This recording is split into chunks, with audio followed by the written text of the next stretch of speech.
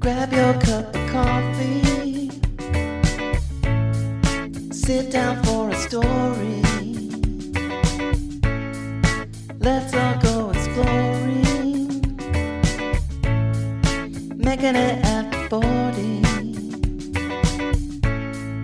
Making it after 40. Making it after 40. Hello, friends.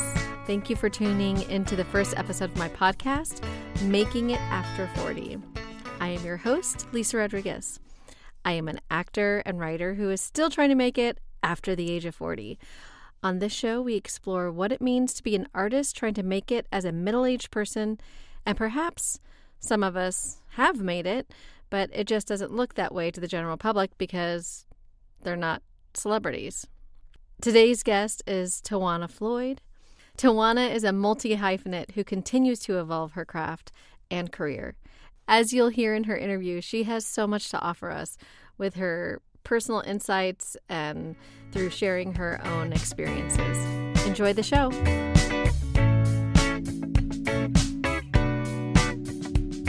On the show today, we have Tiwana Floyd. Tiwana is an actor, an improviser, a singer, a dancer, actually a baby B-girl is what I read on your website. I'm a retired B-girl. Yeah. Yeah.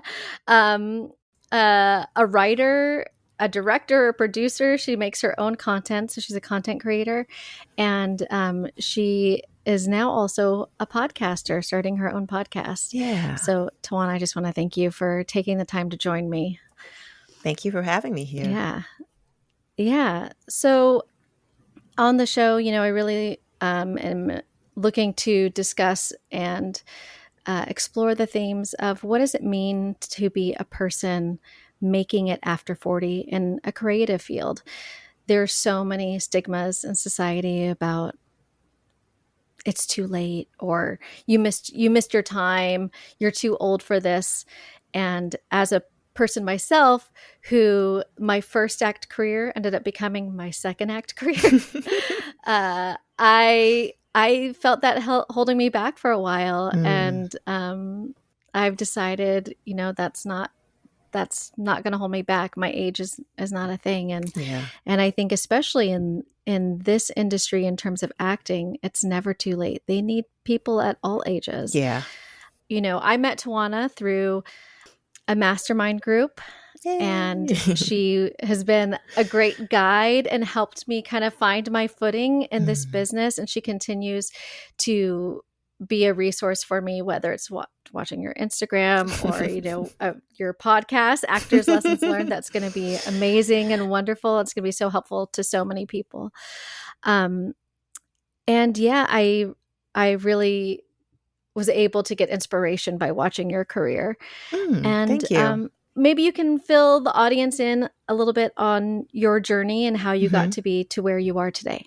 Yeah. I first want to go back to the part about what it's like to be in this career at the age that we are. And I started my acting career relatively late. If we're talking about how most people start off as, either kids, but kids are usually an anomaly. But if we're talking about early 20s and up, where people typically start, I was a hip hop dancer. So in my 20s, I was dancing in hip hop music videos and choreographing music videos.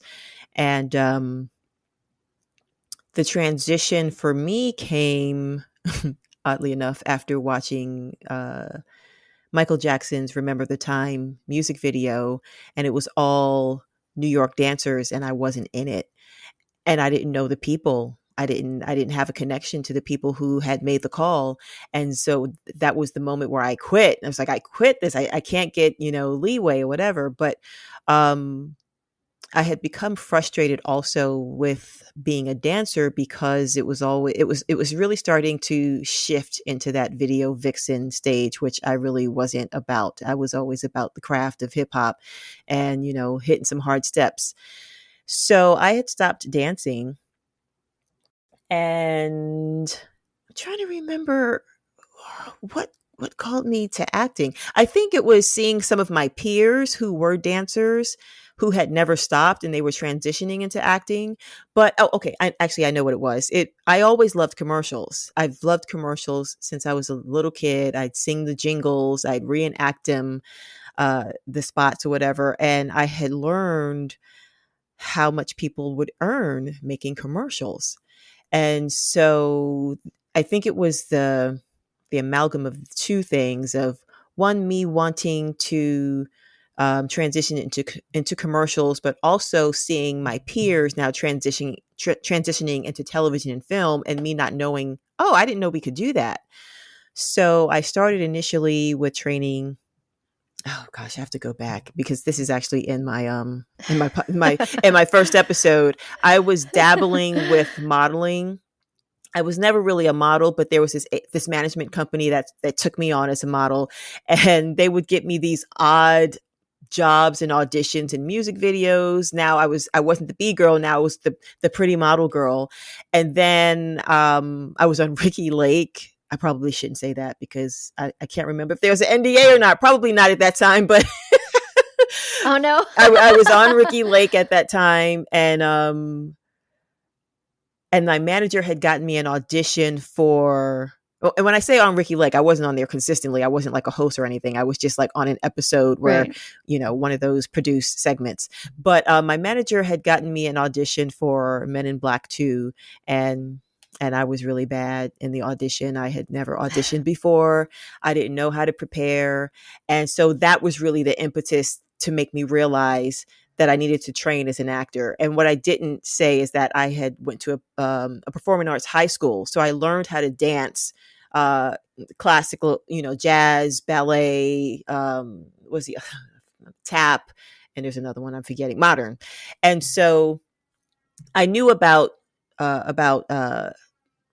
training and discipline from that. So once I had this audition that went really bad and I was incredibly embarrassed, that's when I knew to then train as an actor. And it was just about finding the right teacher. And so at the time in New York, there was this school called the School for Film and Television, which seemed really apt for what I wanted to do, which was I love television, I loved commercials. So that was the route that I took. And I was training with this woman named Joan C., who at her, I think she's now deceased, but at her time, in the high time of her day, she was like one of the commercial women that you'd see all the time. And she was teaching this class, and she actually, founded the school. And there was a gentleman in that class who was really good at it. I was horrible. And I talked to him, during that. I was like, how did you get so good? And so he told me about some teachers. And so that's how I started to transition into acting. That's great. Yeah. Did I answer the question? I'm like, what, did I answer the question? Yeah. No, yeah. So that's how you got into acting. And then, so from there, you just continued to train, and then you found yourself as not a 20-year-old person. You took on training at Second City. Once you moved out to LA, at some point you decided to move out to LA. Yeah, I moved to LA when I was 35. And so I had a friend who was living here already. I think at that point she had been here about 10 years. We used to dance together, and she was always trying to recruit me to come out here. And so I finally moved here at 35. I mean, we all know about how Hollywood loves, youth, but I did not know that. Yeah. It was just time for me to come out here to pursue it. I came out here blind. I was non-union like most people. And I started training here, but I didn't know about improv in the sense of you can actually train there. I watched Saturday Night Live, the original cast, and then the 80s cast, and the Eddie Murphy to Julia Louis-Dreyfus, those around that time. And there was a show called Fridays that I used to watch, but I didn't know that you can actually train in improv until I was walking down Melrose one day. I think I had been here at that point after a year. And I heard about Groundlings because of, oh gosh, what's the guy who, I think his wife killed him? No. Did his wife kill him? He was on Saturday Night Live. He was on News Radio. Phil Yeah. Hartman. Yeah, so I loved watching him on Saturday Night Live. I always thought he was so funny. That was like my aesthetic of comedy. And I knew that he went to Groundlings, and I knew that Will Ferrell and Chris Kattan. Uh-huh. And those were my favorites. And I'm walking down Melrose one day and I see Groundlings. I'm like, what is that? And so my friend is like, what's wrong with you? And I'm like, we got to go inside. And that's when I learned that I can actually Yeah. go and train. So I started there Oh, first. that's great. And this was like right before the writer's strike. So I was training Okay. there, and I was in like very base level class. I think it was like improv 1, improv 2. I remember Neil Lerner, he was really kind. And then the writer's strike happened, and everybody was scrambling to live and to earn Yeah. money. And so money became an issue, and then I stopped going. But then as I got back on my feet, as the industry opened back up and I was booking commercials at this point, actually I was doing extra work, and this guy was training at Second City, and I was like, oh, I've heard of Second City, but I don't really know. And so basically he was able to enlighten me and let me know that that was the mothership, that was the mother hub, Yeah. spawning from Viola Spolin, but really Second City is where everything broke off into Groundlings, into UCB. It's like the Catholic Church, and then so when I everything came broke back off from to it, that. yeah. Exactly. Del Right? Close, like much like Martin Luther nailed his like thing to the door and split off, and everybody, yeah. Yeah, exactly. So when I came back to improv, I went to Second City because I'm like, oh, if I'm going to learn, let me go learn from the mothership, and then I can break off from there. That's great. It's so interesting though that you say like you didn't realize like it was the thing that you could do, that you could learn improv. I had no idea. I was in the same boat, like I came up here like only a year after graduating college, so I was in my early 20s, and I would watch Saturday Night Live, and Tiwana, I used to think, oh, it's too late for me. I didn't start young enough. Like, what are you talking about? Yeah. And so I didn't realize that I could go do improv. And then at one point in my mid-20s, I did do some classes at iOS. I did like the first 3 levels, and I was in my mid-20s, and I was like, well, I should, maybe be thinking about kids soon. And okay. or it was like maybe even my later 20s, but still I was like, oh, it's probably too late for me anyway. Isn't that so silly? Wow. So silly. I had a weird mindset. Well, and not weird, because I think that's more commonplace than weird.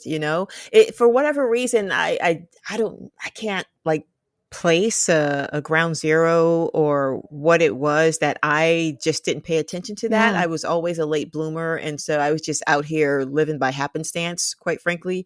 But I didn't consider age and things being too late, and I can't say that's not 100% true, because as I started to, I guess, learn about ageism in Hollywood, that's when it started to really hit me and can, pretty much can affect me nowadays, and I still have to push past it.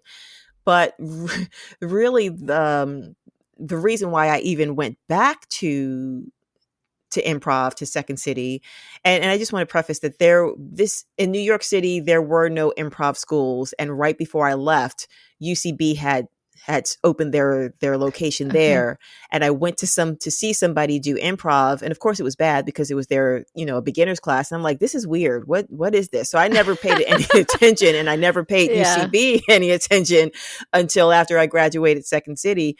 But the reason why I even went back to improv was because I was doing a commercial class here.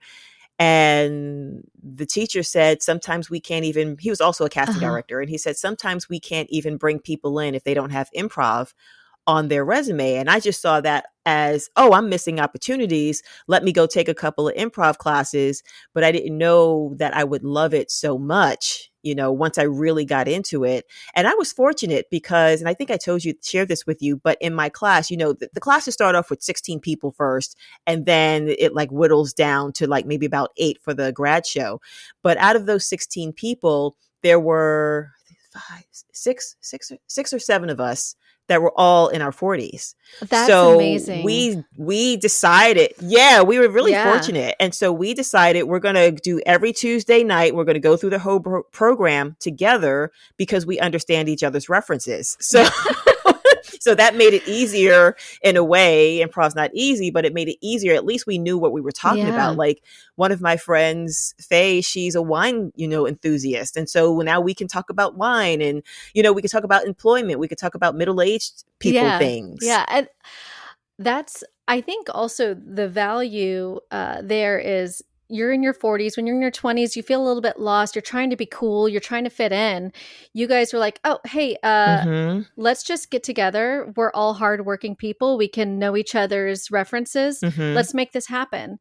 I think that's Yeah. part of the value of having an artist who is, in their late 30s to 40s, and especially Mm-hmm. I kind of joke like, I'm too old to not make this work. I'm going to make this work. We have that Yeah. drive. That's We've right.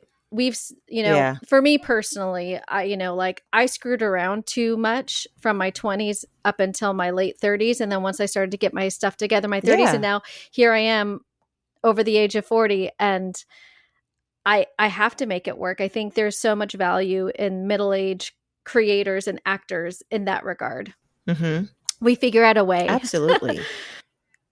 Yeah. And for me, it's like I was partying. Like in my 20s, I was in a club Thursday, like Yeah. Tuesday through Thursday night, maybe a Friday, and some Sundays. So we never did the weekends because that's kind of like when the BQers would party. But I was always partying. I was always in the club, and more so, not even like drinking. I was just a dancer. I was Yeah. always on a dance floor, and that was what my 20s was comprised of. We've been talking so far. You had so much success in your 20s and in your 30s, and it sounds like when you hit 35, like the notion never hit you that I'm too old. So you're just like, well, it's time for me to level up. I'm going to go to LA.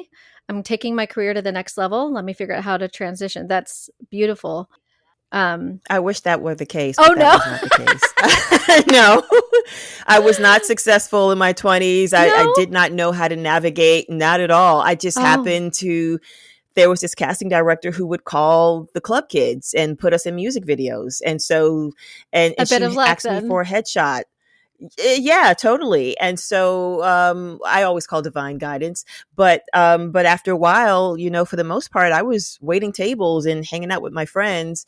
And then, the reason that brought me here is the guy that I was dating at the time. When we met at a club. I was going there to dance. He was bouncing, and he told me straight out the gate that he was going to go to law school in either Michigan or LA for 3 years. So if we were going to be together, I needed to know that. And so we were together for 6 years. He went to law school, and as he was graduated and got his JD, I felt like, oh wow, he went and did what he wanted to do. What did I didn't fulfill upon that? And I'm like, now he's going to want to come home and have kids and get married, and so that pressure didn't cause us to break up. There were other issues because we were different people now. Yeah. And because of that, and then I had lost my job, and it was just like the perfect trinity of things. Well, except I lost my cat, so that wasn't perfect. But it was these 3 things that that made me realize that I had nothing holding me in New York anymore. Yeah. And that friend that I mentioned earlier, she had always been trying to recruit me to LA. So I was like,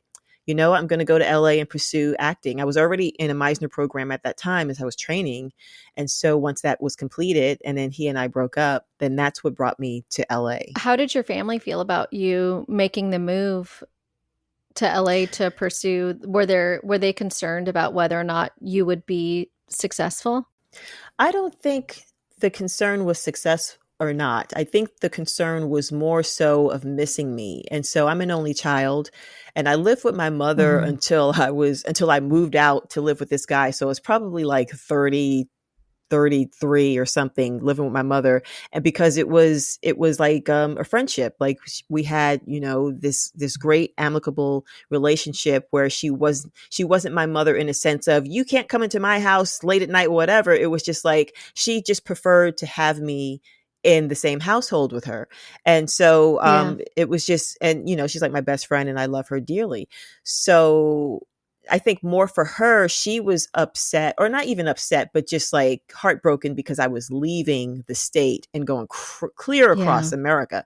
And Yeah. and when I moved in with the guy, we just moved to Jersey City, and she was crying about that. So you can imagine me going to California from New York to Yeah, New that's a Jersey. I whole didn't preface different. that. Yeah, that's a big change for her. Yeah, Good for yeah. you. Hmm. So, well, now, how do you feel your career is at now? You said you weren't successful in your 20s and 30s. I look at your career and I feel like you're a successful working actor. Hmm. It Hmm. seems to be that Yeah. you're able to pay your bills Yes. I with would say this that art that now. you've created. Yeah.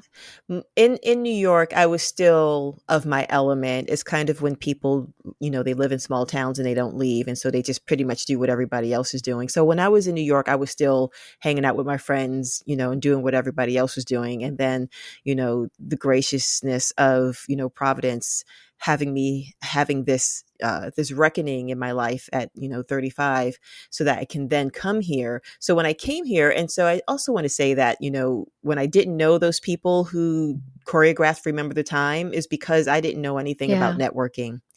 And I was Mm. fortunate in my Meisner Conservatory that my teacher, she knew how hard it is, how formidable the industry can be, and so she had brought in a career coach for those of us who recognize the value.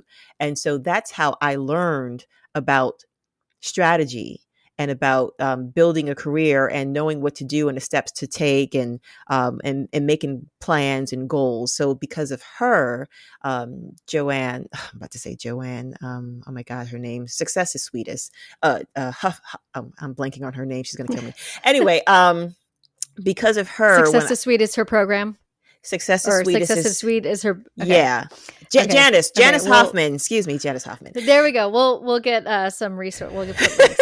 Okay. And she's still in New York. And so when I moved here, I didn't know how to start. I had like some basic ideas and I was really terrified. And so this is before Zoom and Skype. And I called her and I said, "Do you think you can coach me on the phone?" And she's like, well, I've done it before. And so we were able to devise a plan. And when I moved here, I was AFTRA, but I wasn't SAG. And at the time they were separate. And so she told me to call AFTRA. And so I was able to call AFTRA, and the woman, whoever it was, I wish I had her name, she spoke to me for 45 minutes and gave me all of these resources that I did not know about. And so that was helping me to lay the groundwork of knowing where to train, how to find the agents, how to pursue them, and to learn the lay of the land. But when I moved here, I had a very distinct focus to book commercials so that I can have sustainability, so I wouldn't have to work a full-time job.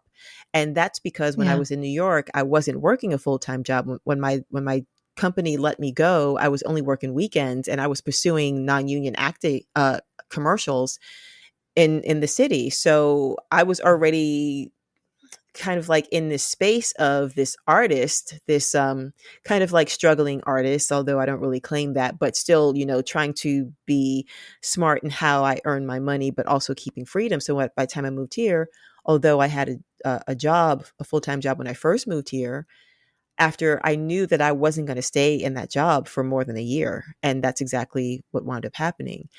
Um, and so then I had given my notice and I just started going full fledged, looking for commercial agents, and then Yeah. booked my first national. I had booked some non-union, but I booked my first national in 2007 and I moved here in 2006. But again, the writer's strike hit and turned everything upside down. And, not that I'm mad at the writers, because I think everybody should, have fair pay. But yeah, so it's just been finding my way. But that was my goal, was to come here and book commercials and then transition into television and film. And so I just pretty much had a strategy. I think because you were a more grown person, you'd met the right. You Exactly. had the mentor. You figured out you need to have a plan, and it sounds Yeah. like the success that you were able to build really came as a person in their late 30s, 40s. And that, Yeah. and so that's when you were able to really build that success. Is you didn't do it in your 20s. No. Yeah. You did it as a grown person. Yeah. And I was That's partied out and I that's had really, focus. yeah. How do you feel like your art and your focus has changed from the time when you were in your 20s. I mean, I think you kind of really covered that. But like even now, as we have kind of come into this new age, even in the last couple of years of the pandemic, I Mm-hmm. know through our mastermind group and through our interactions on Instagram, Mm-hmm. I kind of was inspired to create content, and we're creating content. And, Mm-hmm. I think we both were kind of cheering each other on and Yeah, like, let's make things happen. I had a baby at home, but I was figuring out a way to do it. that's right. You were figuring it out how to do it on your own. And Yeah. that was, I don't think I would have been able to do that in my 20s. I probably would have just binge watching TV the Well, whole I don't think time. the infrastructure was there in at that time. We didn't have the For sure. infrastructure. We also didn't have evidence of people doing it. It was just like there was producers, there's directors, there's writers, and there's actors, and everybody stays in their lane. And so, yeah, we between technology and between for me, it's seeing Issa Rae and Michaela Cole and Yeah. Donald Glover.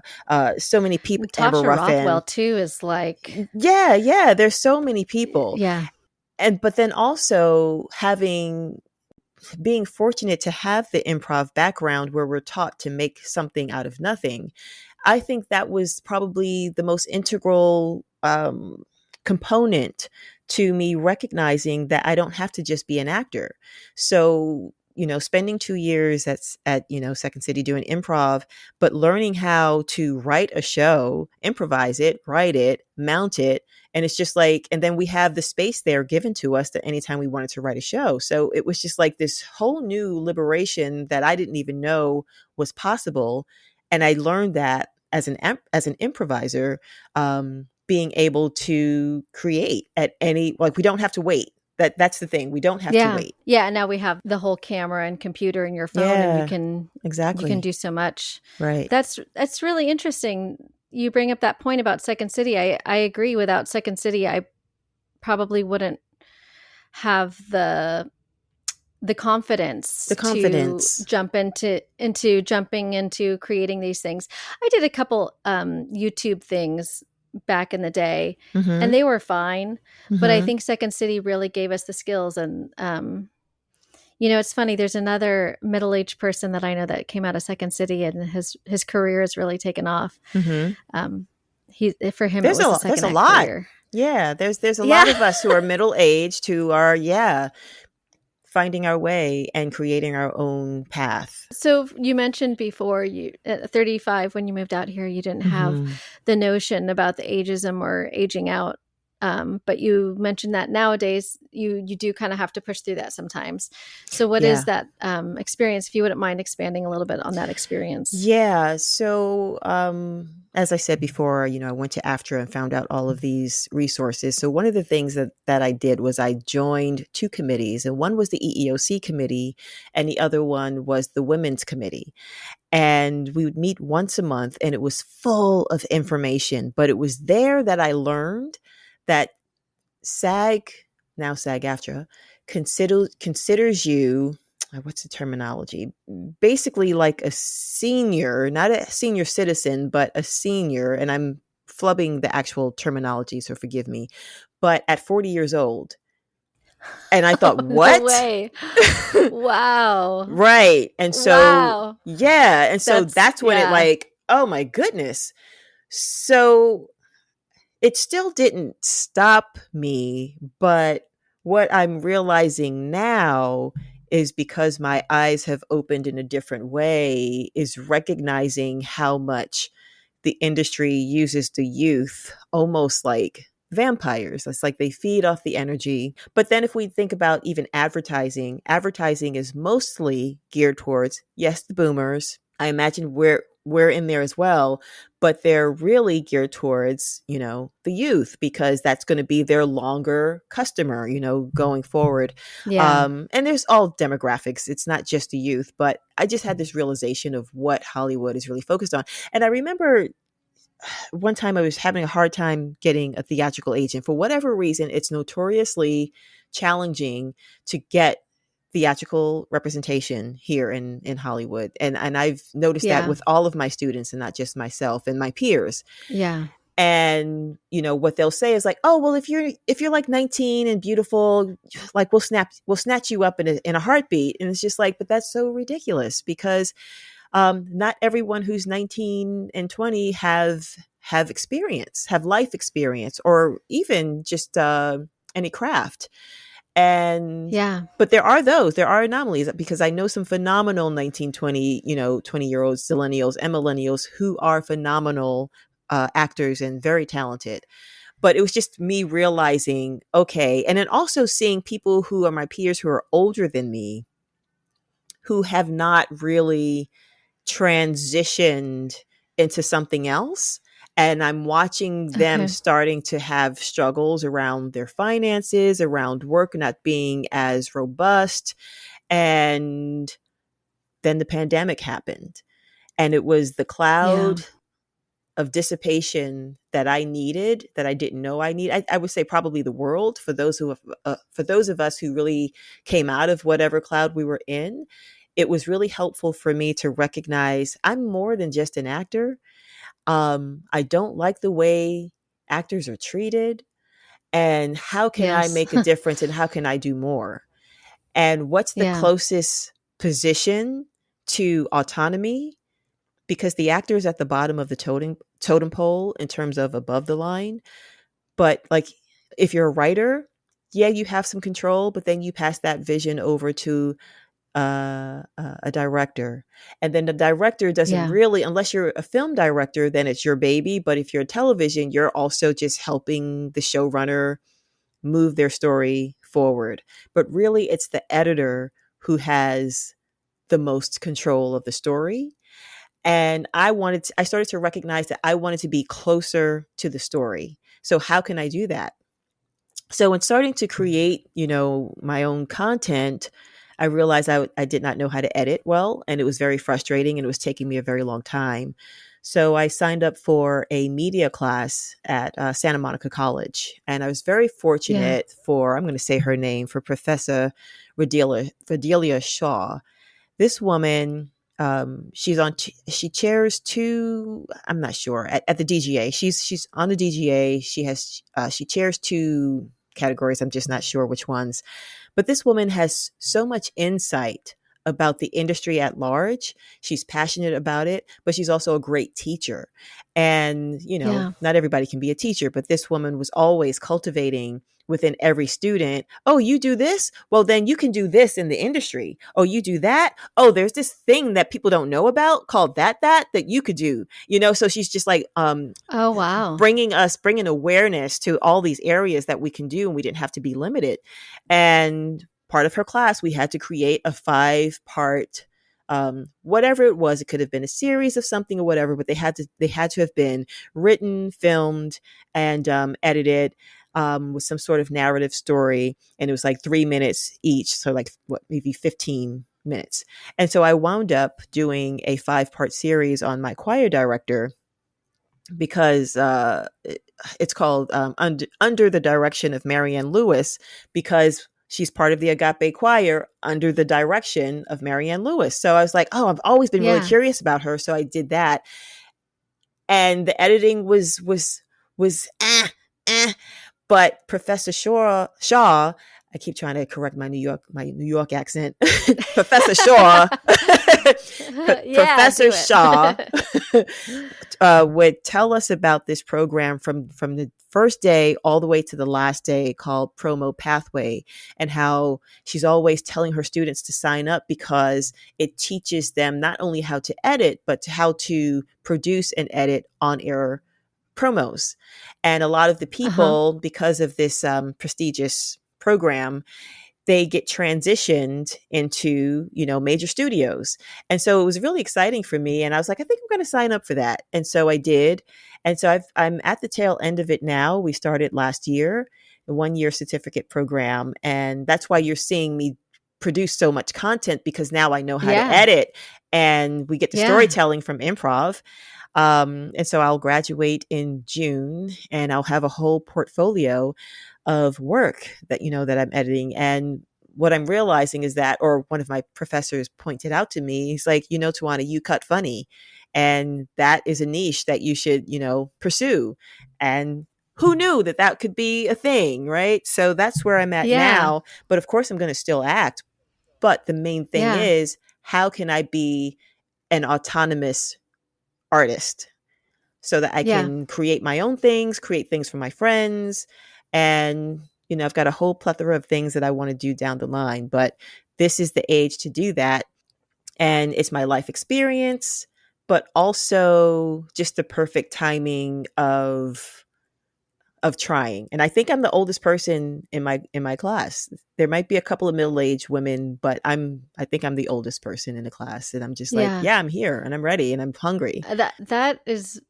That is really cool. And I think what you just said is really kind of on point. All your experiences, everything you've learned, all the micro careers even that you've had can culminate into this, and that I've been kind of feeling that in some of the stuff that I've been doing is like, well, I had my 15 years of property management experience. Yeah. I have all my acting experience. I have the improv. I have my mom skills. And I'm like finding ways to pull them all together into doing the things that I really want to do. And it makes me a better artist, a better employee, a better business person. And, here you are, you're taking all those skills, because if you didn't have the Second City skills and all your skills of being on commercials, like I'm sure you've studied commercial and TV, like you know the editing, and that is translating into this other career that you can then use to continue to, well, one, you'll be creating art and making money. And then also you still will have the art that you do, your passion. Yes. And maybe this is a new passion. It is. Because I think you learn, like you find new passions all the time. Right. Yeah.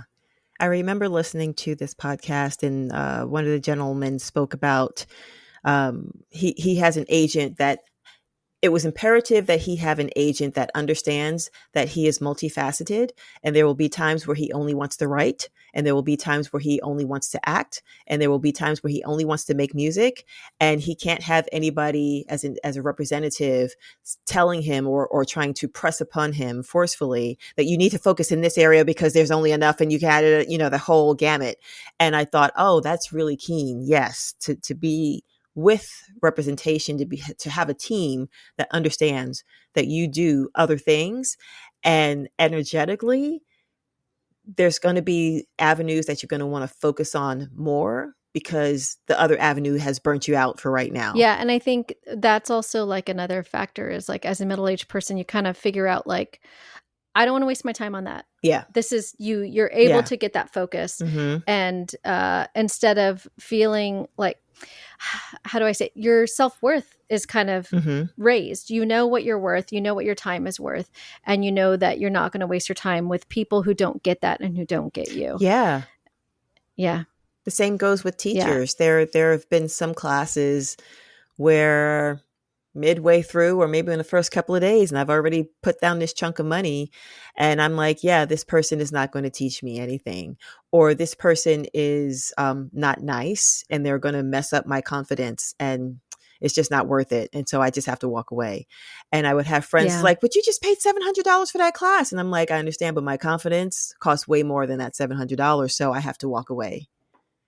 Where in my 20s, I would just deal with it. That's really important. You've kind of instilled that lesson in me, kind of, with an experience that I've had recently, where I ended up. You pointed it out to me a year ago. Oh wow! You're like you're starting to play. You did. You in our mastermind group, you pointed out some of the dynamics of that relationship, and you said you're playing small. Your confidence is already taking a hit, and I see you starting to play small. I remember, and I let it play out. Yep. I let it play out for another year because I don't know. I had more lessons to learn. I wasn't ready, whatever. Yeah, right. And then the time came to be, and I was able to walk away from that relationship. Yeah. Our time will come. And then it gave me the confidence. Yeah. And then it gave me the confidence like, oh, okay, well, let me look at this relationship. This one isn't working quite right for me too. Right. Maybe I need to re-examine that. And I think all that comes with age and grace and lessons learned and all that stuff. Yeah. And I can only point that out because I've experienced and been there as well and had to make those decisions. Yeah. Yeah. And I think what's also interesting about the industry is, we're talking about having these experiences. You were able to kind of point things out because you've had those experiences.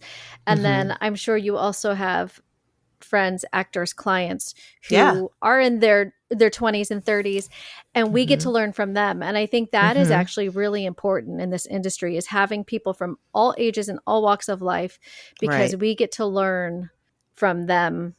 They get to Hmm. teach us the technology to keep us relevant. We learn from each other always, constantly. Yeah. Yeah. Yeah. And I mean, it just sounds like, I don't know, I feel like with these experiences, it makes you more interesting, not just you. It makes a person more interesting, and it makes their art interesting, and it makes when they're like acting, makes their choices interesting. When they're writing it, Yeah. it feeds their stories. Yeah, it makes us more well-rounded having this trove of experience to tap into. And not just our own experiences, then we've got our friends also, who are middle-aged and up and experiencing things that, like, I have not been married. So watching my friend go through a divorce during a pandemic was not easy, and how can I be Yeah. there for her in the ways that she needs, but also protecting myself when she's constantly, spiraling out on the same thing when something's not for her. Um, yeah, we learn from each other. Yeah, definitely. That's a tough one. Divorce during the Hmm. pandemic. I know. A divorce It was period is hard. probably better. Yeah, it was probably better that she followed her instinct to move out and get an apartment. And then the next week we were in pandemic. And I was like, woo, I'm glad Oh you my listened to whatever gosh. that instinct was. Wow. Yeah, Yeah. that's intense. Yeah. So, is there anything else any other projects that you're working on that you feel Mm. like you want to kind of share? Or just one thing that you touched on was that it's kind of not enough to be one thing, right? No, it's not. You kind of have to be an actor, you have to be a writer, you have to be a content creator. Um, I think if you want to continue to work and not be concerned about being invited to the party, I think it's important for anyone, any artist, to have a hand in creating the whole party, the whole project. If we go back to, I don't even know what time frame this was, but initially actors did everything anyway, and at some point, some shyster came around and was like, "Hey, you need you need an agent," and then another shyster was like, "Hey, you need a casting director," and another person's like, "Hey, you need a producer," and then we just yeah, like, "Okay, okay, okay," and now we're at the bottom. But we've yeah, always been the ones to create everything, the full, from top to bottom, from start to finish. yeah. No, I think that's right. It's a matter of taking the power back. Yeah. Yeah, and I think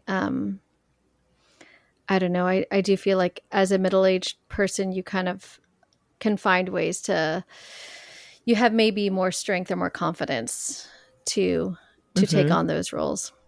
Yeah, and you just kind of become tired with being told what to do, or for some, working a job that's a dead end job, even though it pays well, even though it may have prestige or not.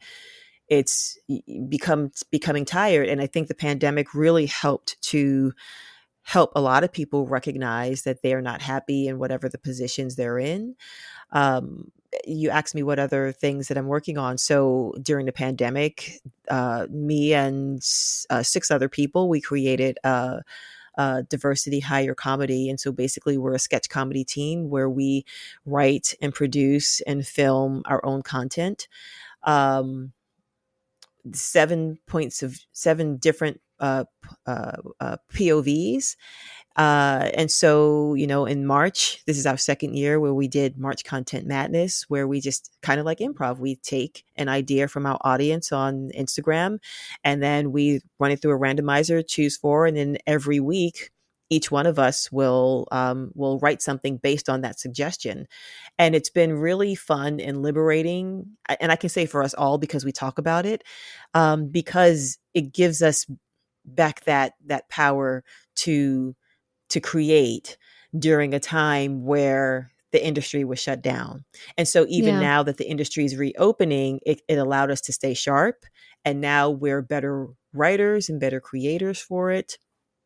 And we'll continue to do so as long as we can. Right now, we're working on a pilot. And so I can't say much about it, but that's what we're That's doing okay. right now. That's wonderful. um, Yeah. and then for me, it's, Acting Lessons Learned, the podcast, which started as a blog Mm-hmm. in 2014. And then it came back around, and it's like, oh, this Yeah. is the time for me to do it again. But now I can do it as a podcast. And Yeah. it's a lot of work, but I enjoy it. And it's also helping me to write creatively. Because I know at some point I want to, write. I have film and television ideas that I'd like to write and film at some point. Yeah. So yeah, there's that. There's a couple of other things in the pipeline, but I have to like ration my time and energy so that I don't overwhelm myself. That's the challenge, right? It's figuring out new prioritizing. I completely understand that. Yeah. Well then let me just ask, I know we're almost out of time here, but I wanted to ask you, so what does making it mean to you, or what does being successful mean to you now as a Yeah. middle-aged person? What would kind of be that definition for you? I think the definition has always been the same. And especially once I was able to get it, then that's been the driving force. And the driving force for me is freedom. Yeah. And so what freedom looks like for me is waking up when I want to wake up, going where I want to go, picking up and traveling whenever or wherever I want to do that. Not really being beholden to some sort of, entity unless it's like a project, of course, then we're committed to that, for a month, a year, however, but it's got to be fun. It's got to be creative. But at the end of it, it's freedom and autonomy. And now it's about not being reliant on someone to invite me to the party to earn a living. The pandemic really pointed that out for everybody, right? Yeah. No, I'm right there with you, is that, I'm not waiting for the invitation anymore. I need to. I would like to be invited, but in the meantime, I'm going to make my own party. Listen, when you make the invite, I'll be here. I'll look it over and see if it's something that I want to go to. And then I'll show up, and then I'll be the best and make my contribution, and then come back over here and be in my own party. That's awesome. Well, I just want to say thank you so much for taking the time to talk with me about this stuff. As you know, I mentioned this to you a while ago, and I just sat on this podcast for a long time. And then I finally worked up the courage to just, I don't know if it's courage or maybe I just actually figured out a lot of structure in my day. And I was able to say, you know what? I have the structure now. I can fit this in. Yeah. So I really appreciate you doing this with me. Absolutely. I thank you for having me. You were a new mom. And so now she's like, is she 1 or is she 2 now? She's turning 3 next month. Oh my gosh. Yeah. That's right. We lost some time in the pandemic. I forgot. That's right. Yeah, that's about right. She was 9 months old when we went into the pandemic. I had no idea it was going to continue this long. I know. And I think also what lends to both you and I starting now is that perfection is pretty much gone out the window. Yeah. I don't think the world's doing perfection anymore. I mean, there are those who are, but for the most part, it's like, nope, there's something that's very lucrative, and people are desiring authenticity and realness. Yeah. Yeah. So, well, you're my first guest, so. Oh my gosh, I didn't know that. Yes, you're my first guest. So thank you. You're welcome. I know what it likes to have the first guest. Terry. There you go. So thank you. Thank you You're so welcome. much. I'm so excited for this. Yeah. Me too. I'm excited to see how it goes. Yeah. This has been so much fun.